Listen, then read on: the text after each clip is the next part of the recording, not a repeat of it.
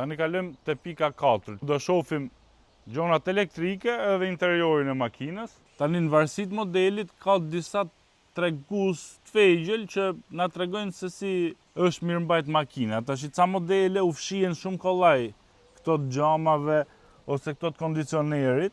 Më thonë sa më shumë tjetë përdor, më shumë janë fshi ato dhe duhet të shkojë pak a shumë konsumi i këtyne në varësi të kilometrave, që supozohet që thot ka pak kilometra duhet i ketë më të pastër dhe interiorin.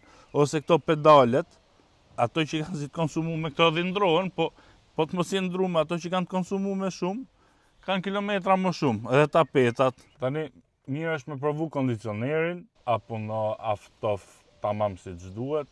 Nëse ka sendile me ngroje, ftoje, i provo edhe ato të gjitha.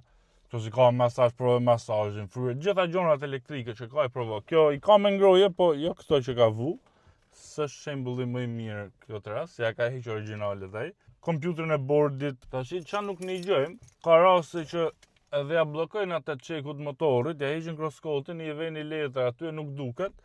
Kështu që duhet me çun kuadër dhe me pa nizën gjitha dritat, duhet më unez edhe çeku. Nëse sa e pas në kuadër, çekun, do të thonë kanë bllokuar te fare. Duhet me pa edhe navigatorin, apo no kompjuterin e bordit, apo no tamam. Audion me provu bokset, në varësi të bokseve, nëse ajo supozohet me qenë Bang & Olufsen apo Burmeister, duhet me pas edhe audion e mirë, se edhe ato me u prish amplifika, me pas probleme edhe ato kushtojnë.